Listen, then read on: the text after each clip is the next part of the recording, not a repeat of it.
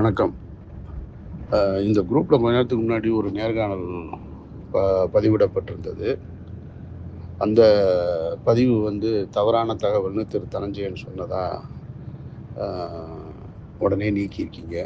நானும் இது மாதிரியான விஷயங்கள வெளியில் பேசக்கூடாது, கடந்து போயிடலான்னு தான் நினைக்கிறேன். ஆனால் யாராவது ஒருத்தவங்க என்னைய பேச வச்சுக்கிட்டே இருக்காங்க. அது ஏன்னு தெரியல. அந்த நேர்காணலில் இருந்த பாதி தகவல் உண்மையானது. திரு தனஞ்சயன் அவர்கள் தொடர்ச்சியாக பருத்தி வீரனில் எனக்கும் ஞானவேல் அவர்களுக்கு இருக்கிற பஞ்சாயத்தில் தொடர்ச்சியாக தலையிட்டுக்கிட்டு தான் இருக்கார். அவர் ஏன் அப்படி தலையிடுறாருன்னு எனக்கு தெரியலை. சசிகுமாரை அவர் சந்தித்து பேசியது உண்மை. சசிகுமாரையே நான் பதிவு போட சொல்லணும்னா போட சொல்லிடுறேன். அதுக்கப்புறமா தயாரிப்பாளர் சங்கத்தில் திரு கஃபார் அவர்களை பார்த்து பேசியிருக்காரு. அதுவும் உண்மை. இந்த பிரச்சனையில் நீங்கள் பேசி முடிவெடுங்கன்னு சொல்லிட்டு இதே குழுவில் இருக்கிற சகோதரர் தினகரன் ஜெய்யையும் அவர் தொடர்பு கொண்டு பேசியிருக்காரு. திரு தினகரன் ஜெய் அவர்கள் என்கிட்ட இது குறித்து தனஞ்சயன் பேச சொன்னதாக பேசினார். அதன் பின்னாடி பேசும்பொழுது இது தெரிஞ்ச உடனே நான் தனஞ்சயனை தொடர்பு கொண்டேன். அவர் என் ஃபோனை எடுக்கலை. அதற்கு பின்னாடி திரு பழனியப்பன்ட்ட பேசியிருக்காரு. கருப்பழனியப்பன்ட்ட பேசி, ஆமாம் சார், ஆனால் எனக்கு ஜெயின்றவர் யாருன்னே தெரியாது அப்படின்னு சொன்னார். அதுதான் இதில் அதிர்ச்சி தரக்கூடிய தகவல். ஆனால் திரு ஜெய் என்கிட்ட பேசும் பொழுது ரொம்ப உண்மையாக பேசுகிறாரு தனஞ்சயன்னு சொன்னார். தனஞ்சயன் என்றைக்குமே உண்மை பேச மாட்டார்னு எனக்கு தெரியும். நீங்கள் நம்புறீங்களா ஜெயின்னு கேட்டேன் நான். ஆனால் பழனியப்பன் கேட்கும்போது ஜெயின்றவர் யாருன்னே தெரியாது, அப்படி நான் யார்கிட்டையும் பேச சொல்லலைன்னு சொல்லிட்டாரு. இதை தாண்டி திரும்ப வெற்றிமாறனை சந்தித்து பேசியிருக்காரு. அதுக்கப்புறமா பத்திரிகையாளர் பிஸ்மியை சந்தித்து பேசி எங்களுக்கு ஆதரவாக காணொலி போடுங்கன்னு கேட்டிருக்காரு. அதற்கு பிறகு தயாரிப்பாளர் திரு அம்மாகிரிசன் சிவா அவர்களை அழைச்சிக்கிட்டு, ஞானவேலையும் அழைச்சிக்கிட்டு, தயாரிப்பாளர் சங்க தற்போதைய தயாரிப்பாளர் சங்க தலைவர் திரு ராமநாராயண் முரளியை சந்திக்கிறாரு. இப்படி தொடர்ச்சியாக தனஞ்சயன் இந்த வேலை பார்த்துக்கிட்டே இருக்காரு. இது எல்லாமே மறுக்க முடியாத உண்மை. இதெல்லாம் நான் பொதுவெளியில் பேச வேணான்னு பொறுமையாக இருக்கேன். ஆனால் பேசக்கூடிய சூழலுக்கு தள்ளப்பட்டுருச்சு. அடுத்து இதை காணொலியாகவும் அடுத்து நான் போட போகிறேன். ஏன் தயாரிப்பாளர் தனஞ்சயன் இதில் இவ்வளோ ஆர்வமாக இருக்கார் அப்படின்னு கேட்டிங்கன்னா, ஸ்டுடியோ கிரீனில் அவர் ஒரு பணியாளராக இருக்கார். ஸ்டுடியோ கிரீன் சம்மந்தப்பட்ட பட வேலைகளில் அவர் சம்பளம் வாங்கிக்கிட்டு உண்மையாக ஸ்டுடியோ கிரீனுக்கு வேலை செஞ்சாருன்னா அதில் நம்ம மறுக்க முடியாது. ஆனால் எனக்கும் தயாரிப்பாளர் ஞானவேலுக்குமான பிரச்சனையில் தனஞ்சயன் இந்த மாதிரி தலையிட்டு தொடர்ச்சியாக என் சார்ந்தவர்களையும் திரைத்துறை சார்ந்தவர்களையும் சந்திக்கிறது கண்டிக்கத்தக்கது. திரு தனஞ்சயனுக்கு இதை நான் ரொம்ப எச்சரிக்கையாகவே சொல்கிறேன். என்னோட வழியில் நீங்கள் விளையாடுறீங்க. அதனுடைய விளைவை கண்டிப்பாக ஒரு நாள் நீங்கள் சந்திக்க வேண்டியது வரும். நான் பொறுமையாக இருக்கிறதுக்கு காரணம், இப்போ இருக்கிற பிரச்சனை திசை திரும்பிடக்கூடாது அப்படின்றதுக்காக. நீங்கள் ஏன் வாழ்க்கையில் விளையாண்டுக்கிட்டு இருக்கீங்க, என்னோட உரிமையில் விளையாண்டுக்கிட்டு இருக்கீங்க. அதனால் காலம் இப்படியே கடந்துடும். நம்ம உயரத்தில் இருக்கோம், ஒரு உயரமான கம்பெனியில் இருக்கோம், நம்மளை சுற்றி அதிகாரம் இருக்குன்னு நினச்சி கனவுல மிதந்துடாதீங்க. எல்லாமே மாறும். அப்படி தான் 17 ஆண்டுகள் நான் காத்திருந்தேன். மாறி இருக்குது. உங்களுக்கும் அது போல் ஒரு சூழல் வரும்னு திரு தனஞ்சயனுக்கு அன்பான வேண்டுகோளாகவும் கண்டிப்பான எச்சரிக்கையாகவும் இதை நான் சொல்கிறேன். ஞாபகத்தில் வச்சுக்கோங்க. ரெண்டாவது, தனஞ்சயனுக்கு அமீர் மேலே என்ன அவ்வளவு வெறுப்புன்னா, தனஞ்சயன் ஒரு மன்னிப்பு கடிதம் எழுதி கொடுத்துருக்காரு. நான் இயக்கர் சங்க செயலாளராக இருக்கும் பொழுது 2 முறை அவருடைய பிரச்சனைகளோடு என்னை சந்திச்சிருக்காரு. ஒன்று தாண்டவம் பட கதை பிரச்சனை, இன்னொன்று தமிழ் சினிமா இயக்குநர்களை பற்றி தவறான ஒரு கட்டுரை எழுதுனது. மீண்டும் நினைவுபடுத்துகிறேன் தனஞ்சயன், உங்களுக்கு இந்த விஷயத்திலேருந்து நீங்கள் விளைவிக்கிறது உங்களுக்கு நல்லது. அல்லது நான் தொடர்ச்சியாக நிற்பேன், என்னை யாரும் ஒன்றும் செய்ய முடியாது, இல்லை நான் அப்படித்தான் அப்படின்னு நீங்கள் சொன்னீங்கன்னா, அஸ் யூஸ்வல் நான் உங்களுக்கு சொல்ல விரும்புகிறது சந்திப்பு. வாழ்த்துக்கள். நன்றி. அமீர் சாருக்கு வணக்கம். நான் இதுவரையும் பொதுவெளியில் இந்த விவகாரம் குறித்து எங்கேயுமே பதிவிடலை, எந்த இன்டர்வியூவும் கொடுக்கல, எதை பற்றியும் நான் பேசினதில்லை. இப்போ நீங்கள் ஒரு விஷயம் சொன்னதுட்டு நான் ஒரே விஷயம் கிளாரிஃபை பண்ணிவிட்டு இதை முடிச்சுக்கிறேன். நான் சசிகுமார் சாரை சந்திக்கல சார். சசிகுமார் சாரை ஃபோனில் பேசினேன், அதை நான் ஒத்துக்கிறேன். ஃபோனில் நான் பேசும்போது நான் சொன்னேன், சார் இதில் ஏதாவது தீர்வு வரணும் சார், வளர்த்துக்கிட்டே போவேனா என்ற ஒரு எண்ணத்தில் தான் நான் அவர்கிட்ட பேசினேன். அது பிறகு நான் கருப்பழனியப்பன் சாருக்கு ஃபோன் பண்ணல, அவர் எனக்கு ஃபோன் பண்ணி பேசினார். நீங்கள் இந்த மாதிரி பேசுனீங்களான்னு கேட்டார். ஆமாம் சார் நான் பேசினேன் அப்படின்னு கேட்டேன். ஸோ நான் கருப்பண்ணப்ப சாருக்கு ஃபோன் பண்ணி பேசல. அடுத்தது ஜெய் யாருன்னே தெரியாத நான் அப்படி சொல்ல சார். ஜெய் கிட்ட நான் சொன்னேன், சார் இது வளர்ந்துட்டே போகுது, இது ஏதாவது தீர்வு பண்ண முடியுமா அப்படின்னு நான் கேட்டேன். நான் அந்த விஷயத்தில் நான் பேசி பார்க்குறேன் சார் அப்படின்னு சொன்னார். அதுதான் வந்து கருப்பண்ணப்ப சார் கேட்கும்போது நான் என்ன சொன்னேன், ஆமாம் சார் ஜெய் கேட்டேன். ஆனால் நான் சார்கிட்ட பேசணும்னு சொல்ல, ஏன்னா நான் அது கேட்கல. நான் எப்படி மத்தியஸ்தம் பண்ண முடியும்? நான் இறங்கி அவங்கள்ட்ட பேர் மத்தியில் பேச முடியாது. அதனால் வந்து நான் வந்து ஜெய்யை வந்து 2 பேரும் மீட் பண்ணணும்னு நான் கேட்கல. இதை தீர்வு பண்ணுறதுக்கு ஏதாவது பேசி பாருங்கள், சார்கிட்ட ஏதாவது சமாதானமாக எதாவது பண்ணுறதுன்னு கேட்டு பாருங்கள் அப்படின்னு நான் சும்மா அவரை ரிக்வெஸ்ட்டாக சொன்னேனே தவிர என்கிட்ட பேசணும்னு நான் சொல்லலை. அது வந்து திடீர்னு எனக்கு கால் வரும்போது நான் நினச்சேன், இது என்னடா இது, நான் அப்படி கேட்கவே இல்லையே, தவறான புரிதல் இருக்குதுன்னு நினச்சி இதை எப்படி பேசலாமா அப்படின்னு யோசிக்கும் போது லைன் கட் ஆச்சு. அதுக்குள்ளே கருப்பண்ணப்பன் சார் கால் பண்ணார். நான் அவர்கிட்ட எல்லாம் எக்ஸ்பிளைன் பண்ணேன். சார் அதான் எனக்கு புரியவில்லை, எதுக்கு எனக்கு 2 பேருமே சேர்ந்து கனெக்ட் பண்ணி வந்திருந்தீங்க, அதான் எனக்கு புரியல சார் அப்படின்னேன். ஸோ உங்கள் காலை எடுக்கலன்றது தவிர்த்துக்கிறக்கா இல்லை சார், அது தவறான புரிதலில் உங்களுக்கு அவர் சொல்லியிருக்கார் அப்படின்னு சொல்லி தான் நான் ஜெய்க்கு நான் அப்புறம் திருப்பி கால் பண்ணி நான் சொன்னேன், ஜெய் நான் பேசணும்னு நான் சொல்லலை, இதை நீங்கள் பேசுங்கன்னு சொன்னேன். பேசுங்கன்னு சொல்கிறது வேறு, நான் பேசணும்னு சொன்னது வேறு. ஸோ நான் பேசணும்னு சொல்லலை, நான் பேசுறதுக்கு எனக்கு அந்த உரிமை இல்லை. ஏன்னா காரணம் வந்து இதை வந்து சமாதானப்படுத்த நீங்கள் 2 பேர் தான் சமாதானம் ஆக முடியுன்றதுக்காக நான் என்ன சொன்னேன், 2 பேரும் சமாதானம் ஆனால் நல்லா இருக்குமேன்ற ஒரு எண்ணத்தில் அவர்கிட்ட நான் ஜெய்கிட்ட நான் பேசியிருந்தேன். தினகர ஜெய் யாருன்னே தெரியாது அப்படின்னு நான் சொல்லவே இல்லை சார், அப்படியெல்லாம் சொல்லலை. ஜெய்கிட்ட நான் அந்த மாதிரி சொல்லலைன்னு சொன்னேன். ஓகேங்களா. அடுத்ததாக பிஸ்மி கிட்ட என்ன சொன்னேன்னா, வீடியோ போடணும்னு நான் சொல்ல சார், அது தவறான புரிதல். நான் என்ன சொன்னேன், ஞானவேல் சார் வந்து எல்லோரும் மீட் பண்ணணும், மீடியாவில் வந்து கொஞ்சம் பேர் வந்து நான் மீட் பண்ணணும், எனக்கு யாராவது பிஸ்மி என்னோடய ஃபோனை எடுக்க மாட்டேன்றார், நீங்கள் பேச முடியுமான்னு கேட்டார்.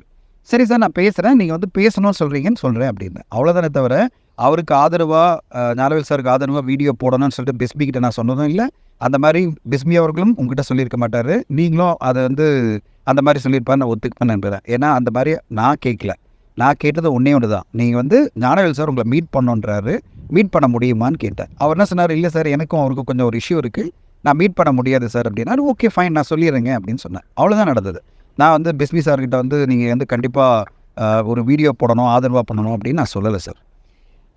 அடுத்ததாக கஃபார் சாரை பார்த்து, நான் கஃபார் சார் போய் பார்க்கல சார், நாங்கள் வந்து இந்த கலைஞர் 100 விழாவில் அங்கே பார்க்கும்போது நான் சொன்னேன், நீங்கள்லாம் அந்த டைமில் ஒன்றா தானே இருந்தீங்க, எல்லா விஷயத்துலையும் இன்வால்வ் ஆகிருக்கீங்களே, எல்லாரும் சேர்ந்து இதை சமாதானப்படுத்துங்க, பெரிய இஷ்யூவாக போயிட்டுருக்குன்னு நான் சொன்னேன். இல்லை சார் அதை நான் இன்வால்வ் பண்ண விரும்பல சொன்னார். முடிஞ்சிருச்சு. அது வந்து நாங்கள் எல்லோரும் அந்த அசோசியேஷனில் அந்த மீட்டிங்கில் இருக்கும்போது நான் வந்து என்னுடைய ஒரு ஆதங்கமாக தெரியப்படுத்தின விஷயத்தை தவிர, இது வந்து சமாதானமாக போகணும், இது வளரக்கூடாதுன்ற எண்ணத்தில் ஆதங்கமாக சொன்ன ஒரு விஷயமே தவிர, இதை வந்து நான் போய் அவரை போய் எதுவும் கன்வின்ஸ் பண்ண விரும்பணும் அப்படி ட்ரை பண்ணல. ஏன்னா கஃபார் சாரும் நீங்களும் சேர்ந்து தான் அந்த டைமில் படத்தில் இயங்கியிருக்கு எனக்கு நல்லா தெரியும். அதனால் சார் நீங்கள்லாம் இன்வால்வ் பண்ண வச்சாச்சே, நீங்கள் இதை சால்வ் பண்ண முடியாதா அப்படின்னு நான் கேட்டேன்.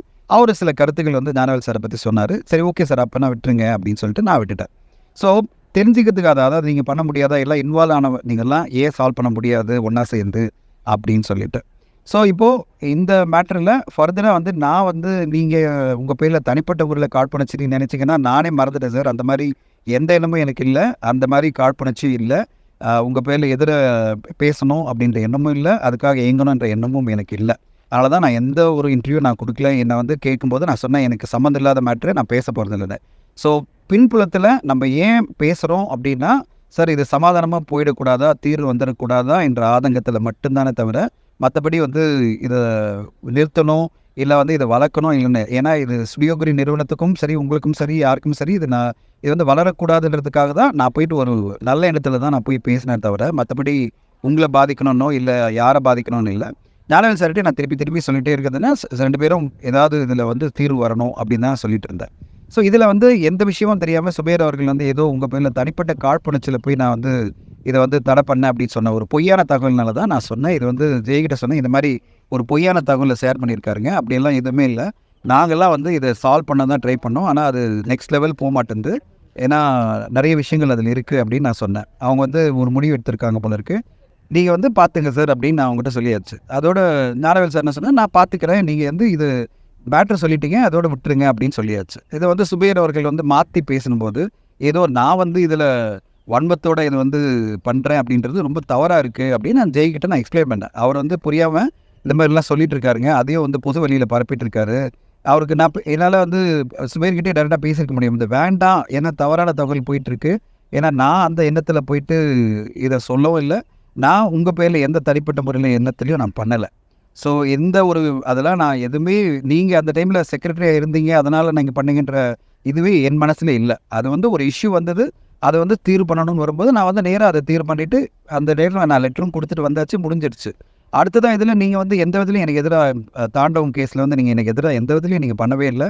நீங்கள் வந்து நியாயத்துக்கு பக்கம் தான் இருந்தீங்க, நீங்கள் நியாயமாக தான் நடந்துக்கிட்டீங்க. அதனால் நான் எனக்கு உங்கள் பேரில் எந்த கோபம் இருக்கிறதுக்கான ரீசனும் இல்லை. ஸோ எனக்கு உங்கள் பேரில் பர்சனலாக திருப்பி நான் ரீட்ரேட் பண்ண வேண்டியது தனிப்பட்ட முறையில் எந்த காழ்ப்புணர்ச்சியுமே, எந்த கோபமும், எந்த ஒரு வன்மமும் இல்லை சார். இந்த வார்த்தைகள் தப்பாக இருந்தால் மன்னிச்சிடுங்க. பட் ஆனால் இந்த வார்த்தைகள்லாம் சொல்கிற எந்த ஒரு எண்ணமும் எனக்கு கிடையாது. எனக்கு அந்த எண்ணத்தில் எதுவுமே இல்லை. இது 2 பேரும் சமாதானமாக போனால் எல்லாருக்குமே நல்லா இருக்குமே. ஏன்னா ஒரு கம்பெனிக்கும் சரி, உங்களுக்கும் சரி, எல்லாருக்கும் நல்லா இருக்குமே என்ற எண்ணத்தில் நான் பேசினேன் எல்லாருக்கிட்டையும். அதாவது உங்களை சம்மந்தப்பட்டவங்கள எனக்கு ரொம்ப க்ளோஸாக இருந்தவங்கிட்ட நான் பேசினேன். சசிகுமார் சார் நல்லா தெரியும், நிறைய பேசியிருக்கோம். அதனால் நான் அவருக்கு கால் பண்ணேன். மீதி பேர் உங்கள் இதில் நான் யார்கிட்டையும் நான் கால் பண்ணதே இல்லை. இன்டர்வியூவில் நிறைய பேர் கொடுத்துருந்தாங்க, எனக்கு நல்லா தெரியும், ஸ்நேகன் சாரை தெரியும், நான் தெரியும். நான் பேசவே இல்லையே. நான் ஒருத்தர்கிட்ட தான் பேசினேன், சசிகுமார் சார்கிட்ட தான் பேசினேன். கருப்பழனியப்ப சார் அவர் கால் பண்ணி பேசினார். நான் அவர்கிட்ட எக்ஸ்பிளைன் பண்ணேன், சார் ஆமாம் சார் நான் பேசினேன் அப்படின்னு சொன்னேன். ஸோ இதுதான் நடந்தது சார். பட் ஆனால் இது உங்களை டிஸ்டர்ப் பண்ணது, உங்களுக்கு வந்து இது வந்து ஏதோ தவறாக தெரியுதுன்னா நான் இனிமேல் பேசலை, நான் டிசைட் பண்ணியாச்சு, நான் இனிமேல் யார்கிட்ட பேச போகிறதில்ல. இது அசோசியேஷனில் பேசுகிறது வந்து அது அசோசியேஷனாக நாங்கள் வந்து இந்த மாதிரி ஒரு கம்ப்ளைண்ட் வந்திருக்கு, இந்த மாதிரி இதை சால்வ் பண்ணணும் அப்படின்னு வரும்போது முரளி சார்கிட்ட போகிறது வந்து ஒரு தயாரிப்பாளராக ஞானவேல் சார் வந்து போனோம் அப்படின்னு சொன்னார். அவர் கூட நான் போனேன். இது வந்து அவர் கூட கம்பெனியில் ஒர்க் பண்ணிட்டு நான் போயிருக்கேன். ஸோ அவ்வளோதான் தவிர இது தனிப்பட்ட முறையில் தனஞ்சனா போல் அவர் கூட நாங்கள் பயணிக்கிறோம். ஸ்டுடியோ கிரீன் சார்பில் எல்லோரும் போய் எங்கள் சார்பில் வந்து ப்ரொடியூசர் கவுன்சிலில் எங்களுடைய கோரிக்கைகளை சொல்லியிருக்கோம். ஸோ பேசிக்கலாக என்னுடைய இது வந்து ஒரு ஸ்டுடியோ கிரீன் நிறுவனத்தோடு பயணிச்சிட்ருக்கேன். அந்த எண்ணத்தில் இந்த பிரச்சனை மேலும் வளரக்கூடாதுன்றதுக்காக நான் சில விஷயங்கள், சில பேர் என் நண்பர்களாக இருக்காங்க, சில பேர்கிட்ட நான் பேசுகிறது மட்டும்தான் உண்மை. அவங்ககிட்ட போய் இதை கெடுக்கணுன்னோ இது இல்லை, எப்படியாவது தீர்வு வராதா அப்படின்ற எண்ணத்தில் தான் நான் பேசினதை தவிர மற்றபடி எதுவும் இல்லை. ஆனால் அதுவே உங்களை டிஸ்டர்ப் பண்ணதுன்னா நான் பேச போகிறதில்ல சார். அது ஐ அஷ்யூர் யூ.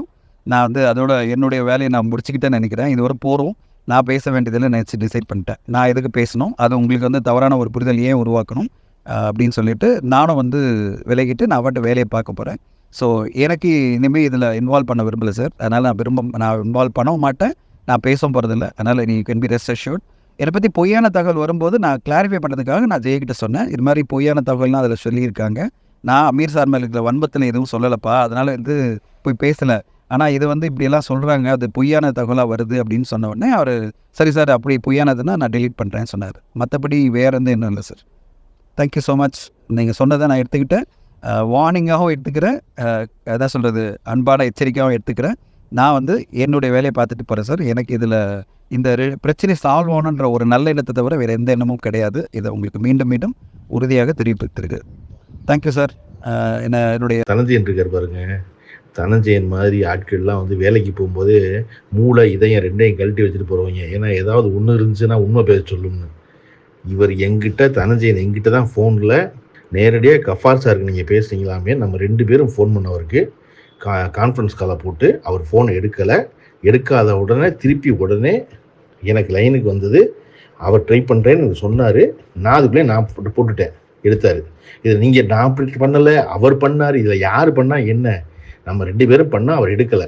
திருப்பி வந்து அவர் ட்ரை பண்ணார், என்கிட்ட அதான் சொன்னார், நான் ட்ரை பண்ணேன், அதுக்குள்ளே நீங்கள் வந்துட்டீங்க, நான் ஒரு மீட்டிங்கில் இருந்தேன் அப்படின்னாரு. நான் சொன்னேன் கஃபார் சார்ட்ட ஏன் நீங்கள் பேசுனீங்கன்னா, ஐயோ நான் அதெல்லாம் ஒன்றுமே பேசல, என் ஆதங்கத்தை சொன்னார். கஃபார் சார்ட்ட இவர் பேசலை, ஆதங்கத்தை சொன்னார். வெற்றிமாறன்ட்ட பேசலை, ஆதங்கத்தை சொன்னார். எங்கேயுமே இவர் பேசலை, ஆதங்கத்தை சொன்னார். அதாவது இவர் வந்து கலைஞர் ஒரு இன்டர்வியூஷனுக்கு போவாராம், இதை பேசுவாராம் பருத்தி வீரனை.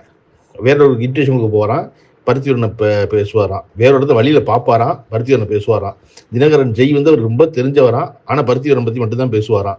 ஆனால் இவருக்கு வந்து அதை பற்றி ஒன்றுமே வந்து ஒரு இன்ட்ரெஸ்ட் இல்லையா, இவர் வந்து ரிலீஸ் வேலை மட்டும் தான் பார்ப்பாராம். இதுலேருந்து தெரியல அவர் என்ன பேசுகிறாருன்னு. என்கிட்ட தான் சொன்னார் அவர். நான் அன்னைக்கு கேட்ட பொழுது கஃபார் சார் பேசினீங்கன்னா, அதுக்கப்புறம் அந்த யாரோ சேக்வாரா பேரை வச்சுக்கிட்டு இருக்காரு, ஒருத்தர் பேரை வச்சுக்கிட்டு முட்டாங்கையை தூக்கி இதை எப்படியாவது ஜாதி பிரச்சனையை மாற்றிடணும்னு பேசிக்கிட்டு இருந்தார். அவரை பற்றி கேட்ட பொழுது அவர் யாருன்னு எனக்கு தெரியாது. இல்லை சார் நீங்கள் ஜெய்கிட்ட கூட பேசுனீங்களா, ஜெயிட்டா சொன்னோம். இல்லை சார் எனக்கு தெரியாது சார், யார்ட்டையுமே அதை பற்றி பேசலை சார் அப்படின்னு அவர் தான் சொன்னார் என்கிட்ட. சரியா, அவர் பதட்டத்தில் ஒவ்வொருத்தரையும் முதல்ல ஃபோன் பண்ணும்போது தெரியாதும்பாரு, அப்புறம் அடுத்த ஃபோன் பண்ணும்போது இல்லை தெரியும், ஆனால் இந்த விஷயம் தான் பேசுகிறாங்கன்னு தெரியாதும்பார் அவர். ஏன்னா நான் வெற்றிகிட்ட பேசிங்கன்னா நான் கேட்டேன், இல்லை நான் பேசவே இல்லை அப்படின்னாரு. அவராக எனக்கு சொன்னார் அப்படின்னாரு. நான் சொன்னேன் அவராக ஏங்க சொல்கிறாரு, நீங்கள் என்ன சர்ச்சில் இருக்க பாதிரியாரா வரவங்கள பாவ மன்னிப்பா கொடுக்குறீங்க, அவங்களாம் வந்து சொல்கிறாங்க உங்கள்கிட்ட அப்படின்னு நான் கேட்டேன். இருங்க நான் அதை வெற்றிகிட்ட பேசிட்டு வர்றேன்னு சொல்லி வர்றதுக்குள்ளே தற்செயலாக வெற்றி பேசியிருக்காரு அவருக்கு. அடுத்த 5 நிமிஷம் கழிச்சு எனக்கு தனஞ்சயன் லைனில் வந்து இல்லை நான் தான் அதை கேட்டேன், கேட்டதுக்கப்புறம் அவர் எங்கிட்ட அதெல்லாம் சொன்னார் அப்படின்னாரு. அந்த மாதிரி இவர் மாற்றி மாற்றி ஒன்று பேசுவார் பிரதர். இவர் தனஞ்சயன் இருக்காரு, அதாவது எல்லாமே தெரியும் அவங்களுக்கு. ஊரில் இருக்க நியாயத்தை பூரா நல்லா பேசுவாங்க. ஆனால் அவங்க நியாயத்தில் சொதப்புவாங்க போட்டு, ஒன்றுமே பேச வராது. நம்ம 3 எனக்கு தெரிஞ்சு நம்ம ஒரு 2 சம்பவம் பார்த்துட்டோம். ஒன்று, இந்த தாண்டவன் கதையை திருடினதில் இவர் என்ன தடுமாறினாருன்னு தெரியும், எத்தனை டீல் பேசினார் மட்டும் தெரியும்.